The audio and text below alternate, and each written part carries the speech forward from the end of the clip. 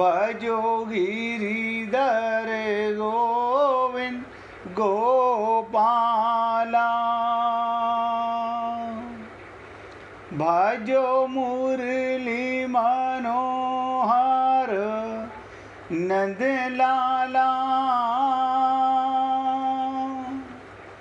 भजो मुरली मनोहर नंद लाला। भजो गिरिधर गोविंद गोपाला। भजो गिरिधर गोविंद गोपाला। भजो मुरली मनोहर नंद लाला।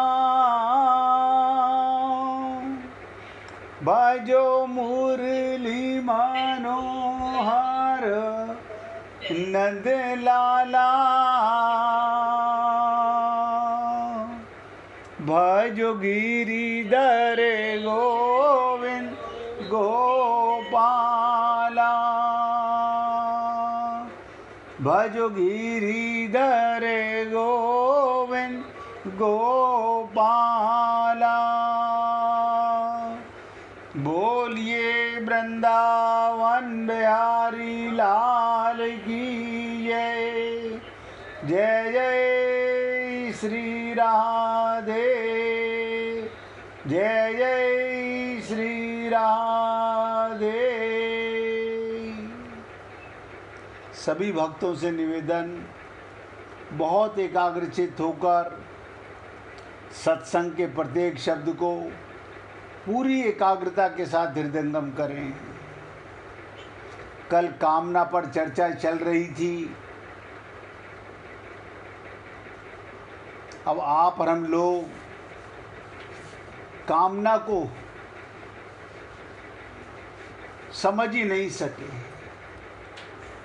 सोच के देखिएगा, क्या संसार की कामना आप करते हैं, आपका मन करता है, आपकी बुद्धि करती है, या आपका शरीर करता है? मैं इस पर क्यों इतना जोर दे रहा हूँ कि जब तक आप और हम लोग इस अज्ञानता को नहीं मिटा सकेंगे, बुरा मत मानिएगा, ये जन्म भी हमारा बेकार जाने वाला है।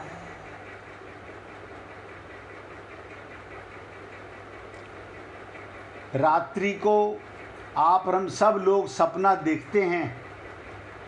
एक एक शब्द ध्यान देना, रात्रि को सब लोग सपना देखते हैं। सपने में हमें दुख का सपना भी आता है और खुशी का सपना भी आता है। सपने में धन आता हुआ बड़ा अच्छा लगता है, खुशियाँ आती हुई बहुत अच्छी लगती है, और दुख आता हुआ सपने में भी बहुत बुरा लगता है। अब एक विचित्र बात, अनुभव की बात, जब आप सपना देखते हो, आपका शरीर सो रहा होता है,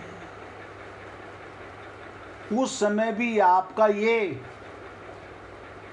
अचेतन शरीर, मुर्दा शरीर डरता है, हाथ पैर कांपने लगते हैं, चीखने लगता है। धन आता है तो हंसने लगता है, खुश होने लगता है। और देखिए कमाल की चीज, इतना बुद्धि सबके पास है कि रात के सपने को सब कह देते हैं सुबह, अरे रात को इतना धन मिला, अगर इतना धन हमारे पास होता तो माला माल हो जाते।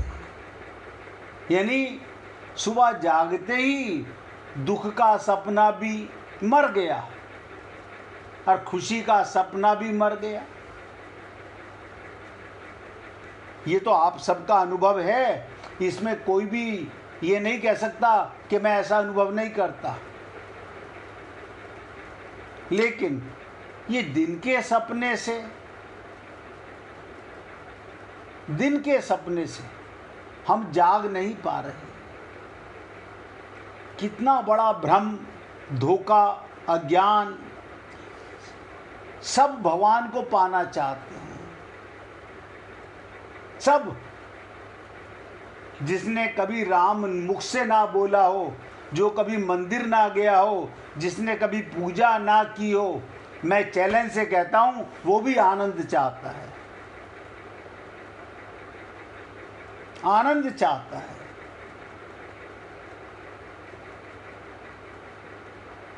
और वो आनंद सबको मिला हुआ है, सबको मिला हुआ है।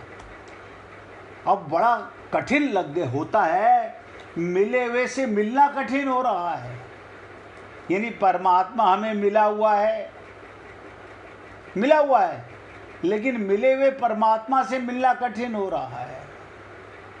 अब आप में से कोई भी भक्त एक बात का जवाब दीजिएगा, जब आप पूजा करने जाते हो तो आपको अपने शरीर का पता रहता है कि मैं स्त्री हूँ, मैं पुरुष हूँ? आपको अपने परिवार का पता रहता है? कोई भक्त बता दे कि नहीं, हम भूल जाते हैं। कोई भक्त बता दे कि मैं पूजा करता हुआ मंदिर जाकर के मुझे घर की याद नहीं आती? बताइए, पता रहता है ना? अब ध्यान से सुनिएगा, पता रहता है का मतलब क्या हुआ? कि आपका शरीर पूजा कर रहा है, आत्मा से। भैया आवाज नहीं आ रही मेरी? आपकी आवाज नहीं आ रही है। मेरी आवाज नहीं आ रही है? एक मिनट भैया, 1 मिनट, अभी करता हूँ भैया। अब आ रही है? हाँ भाई। बहुत बहुत धन्यवाद आपका, आपने मुझे बताने का प्रयत्न किया। अभी मीना जी ने कहा हमें शरीर का पता रहता है, पूजा करते हुए, मंदिर जाते हुए भी। अब फिर नहीं आ रही?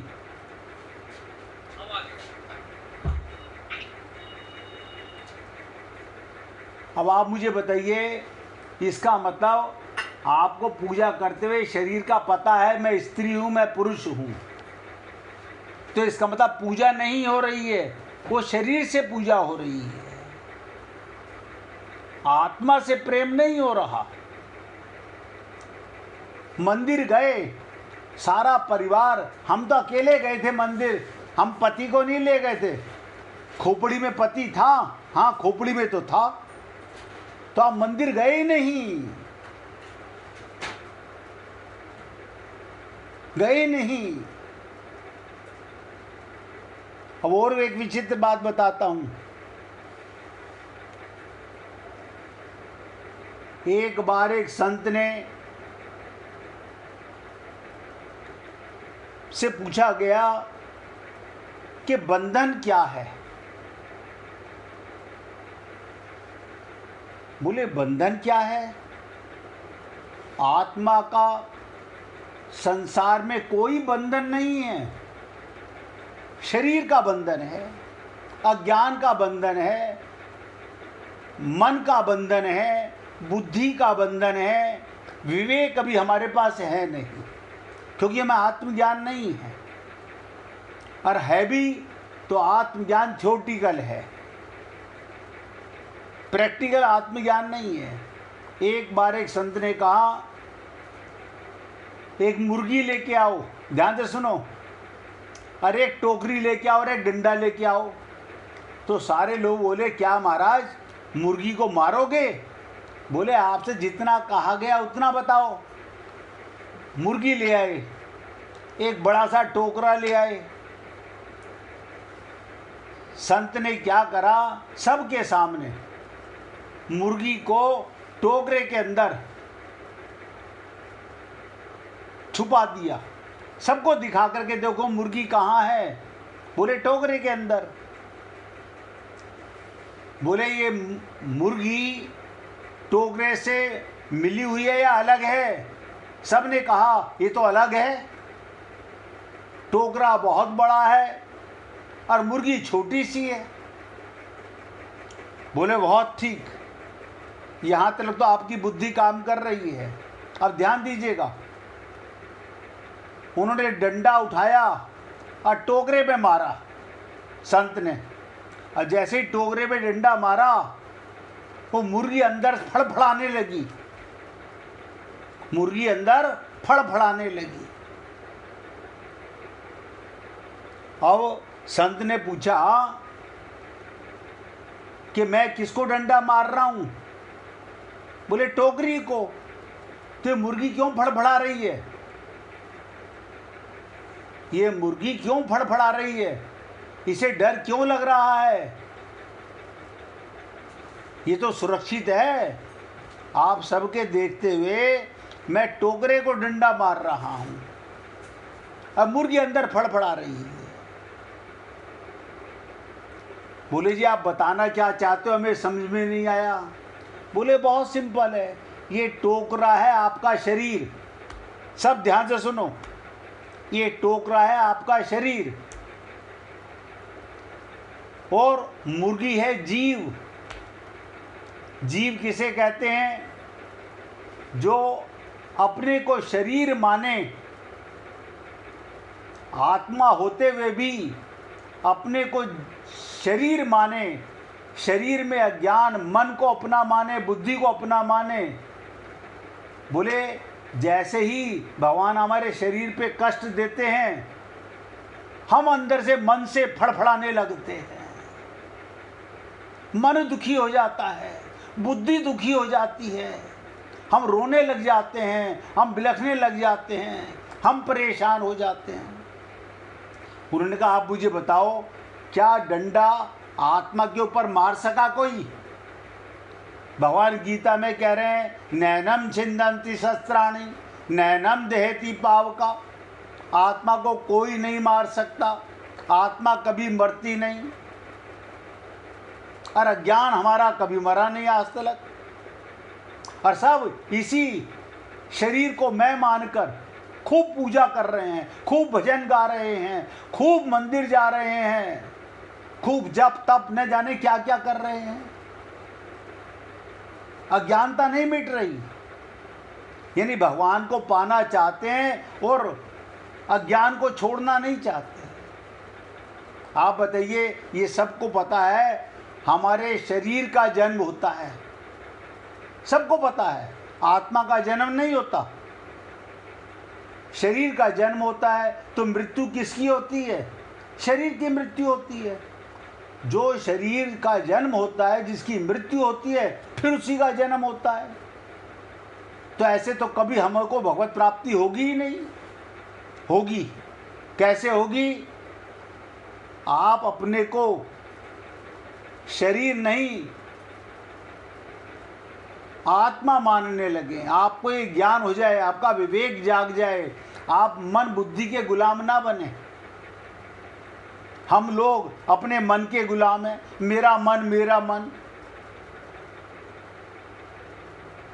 जब शरणागति की बात आती है तो कहा गया अपना पापी मन, बिगड़ा हुआ मन, माइक मन, बिगड़ी हुई बुद्धि गुरु की, संत की दिव्य बुद्धि में सरेंडर कर दो, यानी उसमें मिला दो। जैसे गंगा जल को जल में मिला के हम सारा गंगा जल बना लेते हैं। गंगा जल की क्या जरूरत थी? आपकी खोपड़ी में ये बात है कि गंगा जल डालने से ये सारी बाल्टी गंगा जल बन जाएगी। ऐसे ही अगर माइक मन, माइक बुद्धि को गुरु की बुद्धि में मिलाने का क्या मतलब? गुरु की बातों को हृदयंगम करें, हृदयंगम करें, खाली सुने नहीं, जाने और माने। आप बताइए, आपको कैसे ये एहसास किया जाए कि आप आत्मा हो? यानी आपको पता है मैं आत्मा हूं, लेकिन मानते नहीं। ये माया का भ्रम क्यों हम पे इतना हावी हो गया? अज्ञान मर नहीं रहा, ज्ञान का उदय नहीं हो रहा। अज्ञान नहीं मर रहा और ज्ञान का उदय नहीं हो रहा। और हम खूब रामचरितमानस में कहा गया, मोहे छल कपट छिद्र न भावा। छल कपट, यही मैं ये नहीं कह रहा हूं कि पूजा पाप है, मंदिर जाना पाप है, भगवान के अर्चा विग्रह की पूजा करना पाप है, लेकिन करने वाला कौन है भाई, इतना समझ लीजिए। अगर आप मूर्ति में परमात्मा को मानते हो तो कौन मानता है? आपको अपना ही पता नहीं मैं कौन हूं। आप कहोगे मेरा मन मानता है, तो मन तो माया का है, मन तो माया का है, बुद्धि माया की है, ये सूक्ष्म शरीर है। आपका ये स्थूल शरीर पंचमहाभूत का, ध्यान दो, आपका ये शरीर पंचमहाभूत का, आप इसे मैं मानते हो। आपके कारण और इसकी मृत्यु और इसका जन्म होता है। जिसका जन्म नहीं होता, जिसकी मृत्यु नहीं होती, वो है आत्मा। कल्याण आत्मा का करना है, लेकिन ये सूक्ष्म शरीर हमारा बिगड़ा हुआ है जो कि आपको नजर नहीं आता। अब आप सोचिएगा, जब मैं बता रहा था कि टोकरी पे संत ने डंडा मारा, मुर्गी को नहीं लगा, मुर्गी फड़फड़ाई। क्यों? वो अपने को सुरक्षित रखना चाहती है, आत्मा नहीं रखना चाहती। आत्मा नहीं फड़फड़ाई, मन फड़फड़ाया, बुद्धि फड़फड़ाई। मन बुद्धि मरते नहीं हैं, ये शुद्ध होते हैं, सूक्ष्म शरीर है। यही संसार में अज्ञानी बनकर गीता भागवत रामायण रट के चला गया, नतीजा ठन गोपाल, कुछ नहीं हुआ।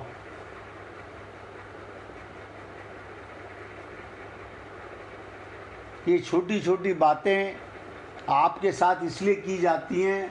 रोज जब भी सपना देखा आपने, सपना दो ही प्रकार का होता है। अच्छा देखिएगा, उसमें ना तो ये शरीर होता है, ना ये परिवार होता है, ना ये मकान दुकान होते हैं। फिर क्या होता है? ये आपका पापी मन। ध्यान दो, स्थूल शरीर सो गया, सूक्ष्म शरीर जागा हुआ है। वो मन और बुद्धि नया शरीर बना लेते हैं, सपने में नई दुनिया बना लेते हैं, और नया आनंद और नया दुख आने लगता है। ऐसे ही जागते के साथ ही आत्मा की जागृति नहीं होती। मैं कई बार आपसे निवेदन कर चुका, जब सुबह उठो तो कुछ दिन तो अभ्यास करने का प्रयत्न करो। एक दिन करो कि आज मैं बार बार अपना कान मरोड़ूंगा, जैसे ही शरीर का भान आएगा तभी मैं अपने आप को चेतावनी दूंगा कि तू तो आत्मा है, शरीर बीमार है, इसका इलाज कराना है, तू बीमार नहीं है। करने का अभ्यास तो करते नहीं, हम वो सब कर रहे हैं। हम तो सुबह उठते ही नहा लेते हैं, पूजा कर लेते हैं। अरे क्या पूजा कर लेते हो? भगवान तो आपकी गोदी में है, आप भगवान की गोदी में हो, वो तो मिला हुआ है। आप भगवान को पाने के लिए पूजा नहीं करते, बुरा मत मानना। सब पूजा करते हैं भगवान से संसार का सुख, शरीर का सुख, इंद्रियों का सुख, परिवार का सुख, सब। अभी असली प्रेम का हमें पता ही नहीं है। इसलिए छोटी छोटी बातें इसलिए कर रहा हूं कि ये श्लोक हम सुनते हैं लेकिन हृदयंगम नहीं करते। यहाँ संसार की कोई भी वस्तु आपके साथ नहीं जाएगी। सपने का धन सुबह उठ करके नहीं मिलता, यहाँ से शरीर छूटा, मरा, कुछ नहीं मिलने वाला यहाँ का। लेकिन हम लोग उसी पाप को इकट्ठा करने में लगे हुए हैं। परम धन नहीं, ये माइक धन बढ़ाने में लगे हुए हैं। पाना सब चाहते हैं राम रस, क्योंकि वो आत्मा है ना। आत्मा की अंदर की जिज्ञासा तो है, लेकिन मन के गुलाम, बुद्धि के गुलाम। करें क्या? जो संत कहते हैं सुनते हैं, करते वही हैं जो मेरा पापी मन कहता है। अब आप बताइए, आप अपने मन की मानते हो या संत या भगवान की मानते हो? ये बात इसलिए बता रहा था, अभी जो मार्मिक बात आपको बताने जा रहा हूं, ताकि आपको ध्यान रहे, जब तक आप अपने को चमड़े का शरीर और इस माइक मन और बुद्धि के गुलाम रहोगे, अपने को ये मानते रहोगे, मिला हुआ परमात्मा का भी अनुभव नहीं कर पाओगे, अपना कल्याण नहीं कर पाओगे। आप हो आत्मा, लेकिन जीव आत्मा कहलाते हो, एक अज्ञानता के कारण कि मन के गुलाम हो गए, बुद्धि के गुलाम हो गए। अब एक मार्मिक बात पर ध्यान दीजिएगा, हम कामनाओं का त्याग करना बड़ा कठिन मानते हैं। हम लोग कामनाओं का त्याग करना बड़ा कठिन मानते हैं, परंतु विचार करें, यदि कामनाओं का त्याग करना कठिन है तो क्या कामनाओं की पूर्ति करना आसान है? आप चाहते हो मैं अमेरिका का राष्ट्रपति बन जाऊं, मन में कामना का क्या है? आप स्वर्ग में महल बना लीजिए यहाँ बैठे बैठे, कामना पर कोई बंदिश तो है नहीं, कोई आपको रोक तो रहा नहीं। जैसे कहते हैं ना, एक महल हो सपनों का, सब कामना की पूर्ति संसार में आज तक किसी की पूरी नहीं हुई, किसी की पूरी नहीं हुई। हमारी तो बात ही क्या, भगवान के पिता राम के पिता दशरथ जी की भी कामना पूरी नहीं हुई। बताइए, जिनका घर में स्वयं नारायण आए, उनकी भी कामना पूरी नहीं हुई। अतः कामनाओं की पूर्ति होना, सब नोट कर लें, असंभव। पर कामनाओं का त्याग करना असंभव नहीं है, असंभव नहीं है, हम करना नहीं चाहते। आप देखिएगा, आपने अभी काजू की बर्फी खाई, पिस्ते की बर्फी खाई 2000 रुपये किलो की, उसके अंदर किसने इतना बोल दिया इसमें जहर है। अरे बाबा, जहर को तो छोड़ो, जहर कह दिया तो डिब्बा उठा के बाहर फेंक देंगे। मुंह में बाल आ जाए तो तुरंत निकाल के फेंक देते हैं।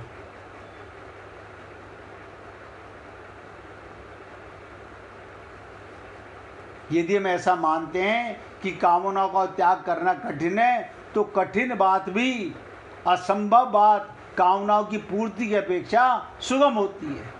कामनाएं पूरी करना ज़्यादा कठिन है, छोड़ना ज़्यादा आसान है। क्योंकि कामनाओं का त्याग तो हो सकता है, पर कामनाओं की पूर्ति हो ही नहीं सकती। अब आप बताइए, आप कामना कर लीजिए मैं कभी बूढ़ा ना हूँ, सोचिए इसमें बुराई क्या है? मैं कभी बूढ़ा ना हूँ, मेरे शरीर में कभी रोग ना आए, ये शरीर जब सदा युवा बना रहे। भाई कामना ही तो है ना। आप भगवान से खूब प्रार्थना कीजिए, खूब मंदिर में घंटा बजाइए कि भगवान मैं बूढ़ा नहीं होना चाहिए, मेरा शरीर नहीं मरना चाहिए, मुझे कभी धन की तकलीफ नहीं होनी चाहिए। इसलिए कामनाओं की पूर्ति की अपेक्षा कामनाओं का त्याग करना सुगम है, जो हम नहीं करते। गलती यही होती है कि जो कार्य कर नहीं सकते उसके लिए हम उद्योग करते हैं। ला ला ला ला, लाला का गुणगान करते हैं, और धन का ला ला ला ला, सुख का ला ला ला ला, भोग का ला ला ला। आप बताइए, भगवान को पागल समझते हैं हम लोग? हम भगवान को तो बिल्कुल मूर्ख समझते हैं कि वो हमारी ठगाई में आ जाएगा। इसलिए हे पुण्य आत्माओं, साधक को कामनाओं का त्याग करना चाहिए, जो कि किया जा सकता है। अब आप देखिएगा, मैं आपसे निवेदन कर रहा हूँ और आप त्याग ना करना चाहें तो इसमें मैं क्या करूँगा और कोई और भी क्या करेगा? करना तो हमारे को है। हम करना ही नहीं चाहेंगे तो होगा कैसे? इसे क्या तरीका समझा जाए, बहुत ध्यान से सुनिएगा। और एक एग्जाम्पल सुनिएगा। क्या एग्जाम्पल? कि ट्रेन के सारे डिब्बे एक इंजन से जुड़े होते हैं। अब आप बताइए, इंजन के साथ क्या करते हैं हम? अपना डिब्बे का गठबंधन हो जाता है, एक डिब्बा दूसरे डिब्बे से जुड़ जाता है। अगर इंजन चला जाए और डिब्बे उसके साथ संबंध ना जोड़ें तो कभी डिब्बों में बैठे हुए पैसेंजर अपने लक्ष्य पर पहुंच सकते हैं? आप कहेंगे नहीं, इतना तो हम जानते हैं। अब संत महात्मा इंजन के समान है, वो हमारे को भगवान के पास ले जाना चाहते हैं। हम उनके साथ गठबंधन नहीं जोड़ते, हमारा परिवार के साथ गठबंधन है। बताइए, हमने अपना मन यहाँ जोड़ रखा है, अपनी बुद्धि यहाँ लगा रखी है, अब पाना चाहते हैं भगवान को। हमें संत महात्मा कोई इसी जन्म में नहीं, अनंत जन्मों में मिले हैं, अनंत जन्मों में मिले हैं। जब जब मनुष्य शरीर मिला हमें संत मिले, लेकिन हमने उनकी बात को सुना, अपने बुद्धि के कटोरे में घुमाया, माने तो ठीक, ना माने तो ठीक। हमारी इच्छा माने ना माने, आज तक यही होता आ रहा है। अब एक बहुत गहराई से समझिएगा, अलौकिक लाभ लें केवल एक दिन में। जितनी बातें मैंने आपको बताई हैं, इनको अपने पागल मन में, बिगड़े हुए मन में, बिगड़ी हुई बुद्धि में घुमाइएगा कि यहाँ कौन है तुम्हारा जिसको अपने साथ ले जाओगे। एक ऐसी बढ़िया बात अगर आप हम मान लें, आज ही निहाल हो जाएं। देखिएगा, ध्यान से सुनिएगा, आज ही हम निहाल हो सकते हैं। केवल स्वीकार करना है। स्वीकार करने का मतलब ऊपरी मन से नहीं, संकल्प करना है और कुछ नहीं करना। अच्छा, कोई वैसा नहीं कि पंडित जी ने पानी डाला, हमने 1.25 रुपया रखा, 10 रुपये रखे और झूठा संकल्प कर रहे हैं। वो संकल्प नहीं, सच्चा संकल्प जिसमें पानी लेने की जरूरत नहीं, केवल स्वीकार करना है और कुछ नहीं करना। आप पापी पुण्य आत्मा, ध्यान से सुनो, कैसे ही हो, पापी हो तो भी कोई बात नहीं, पुण्य आत्मा हो तो भी कोई बात नहीं, ये मान लें हम भगवान के हैं। बस छोटी सी बात। राम सुखदास जी 107 वर्ष तक ये बताते बताते चले गए, हम भगवान के। अच्छा जी, हम तो पति के हैं, हम तो पिताजी के हैं, हम तो बेटों के हैं। यही अज्ञानता तो मरी नहीं। हम भगवान के हैं, बस इतनी सी बात। भगवान कहते हैं कि जीव मात्र मेरा अंश है। गीता में आएगा, ममे वांशो जीव लोके, 15वें अध्याय में आएगा आगे चल के। भगवान कह रहे हैं जीव मेरा अंश है, ममे वांशो जीव लोके। आप भले ही कुछ नहीं हो, संत महात्मा नहीं हैं, हम भजनानंदी नहीं हैं, शुद्ध नहीं हैं, पर जीव तो हो ना। कपूत का क्या पूत नहीं होता? आप सोचिएगा, मल मूत्र से भरा हुआ बच्चा माँ का बेटा नहीं होता क्या? अगर किसी का बच्चा मलमूत्र में गिर जाए, उसकी माँ उसे छोड़ देती है, फेंक देती है, आप कहोगे नहीं? तो भगवान कैसे छोड़ सकते हैं? लेकिन हम भगवान को अपना क्यों माने? हमारी खोपड़ी में से ये पाप मरता ही नहीं। हम भगवान की नहीं मानते, संतों की नहीं मानते, हम तो अपने पापी मन की मानते हैं और अपने मन से ही पूजा कर रहे हैं और उसे प्रेम समझ रहे हैं।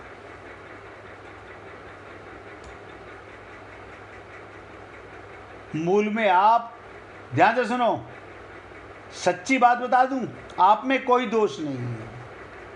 आप कहेंगे हैं, ये खुशी की बात बता रहा हूं, आप में कोई दोष नहीं है। तू निर्दोष, तुझे क्या डर है? आत्मा निर्दोष है, आत्मा पे कोई कलंक नहीं है। आप निर्दोष हैं, दोष पीछे के आए हुए हैं। यानी शरीर को मैं माना, पहला दोष, स्त्री माना, दूसरा दोष, पुरुष माना, तीसरा दोष, ब्राह्मण माना, क्षत्रिय माना, वैश्य माना, ये भी दोष, अपने को धनपति माना, अपने को गरीब माना, अपने को ज्ञानवानी माना, ये सारे दोष आते चले गए। आत्मा के ऊपर ये खूंटियां टांग रखी हैं हमने अपनी। और तू निर्दोष है, तेरे में कोई दोष नहीं है।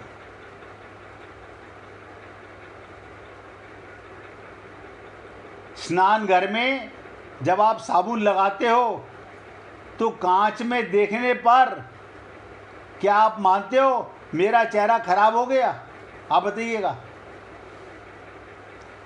आपके बाथरूम में अगर ग्लास लगा हो, आप मुंह पे साबुन लगाओ और आपको आईने में चेहरा नजर आ जाए तो आप ये मानते हो मेरा चेहरा खराब है? आप दृढ़ता के साथ भगवान को अपना स्वीकार कर लें, इसका महान फल होगा। आपका जीवन सफल हो जाएगा। इससे मेरे चित्त में बहुत प्रसन्नता होगी और आपको भी प्रसन्नता होगी। मेरी मेहनत और आपका संकल्प दोनों काम करेंगे। आनंद होगा। इस बात को स्वीकार करने में लाभ ही लाभ है, नुकसान कोई है ही नहीं। ये कोई मामूली बात नहीं, ये वेदों का, गीता का, रामायण का भी सार है। आप नहीं मानो तो भी सच्ची बात सच्ची रहेगी, कभी झूठी नहीं हो सकती। आप अपनी तरफ से मान लो, फिर आपके मानने में कोई कमी रहेगी नहीं, तो उसे भगवान पूरी कर देंगे। मगर संकल्प करना होगा। हम पता क्या कहते हैं, बस हम थोड़े से बिजी हैं आजकल, 2-4 दिन 10 दिन कोई हमारे यहाँ अभी शादी हो जाए उसके बाद संकल्प कर लेंगे। अरे बाबा, यानी अपने को आत्मा मानने में, अपने को भगवान का मानने में शादी का इससे क्या मतलब हुआ? कोई मर गया उससे इसका क्या मतलब हुआ? मुझे बताइए। मैं तो आत्मा का संकल्प, जीव का संकल्प कर रहा हूं। आप सुन रहे हो तो संकल्प कल करना चाहते हो। संसार के शरीर से खूब काम करो। आप और हम लोग गृहस्थ आश्रम में हैं, इससे बड़ा कोई आश्रम नहीं होता। गृहस्थ आश्रम से बड़ा कोई आश्रम नहीं है, सबसे बड़ा आश्रम है। इसे छोड़कर फिर किसी आश्रम में जाने की जरूरत नहीं है। 1 मिनट भगवान का कीर्तन करो, फिर आगे चर्चा करेंगे। श्री राधे गोविंदा, मन भूल मत जइयो राधे रानी।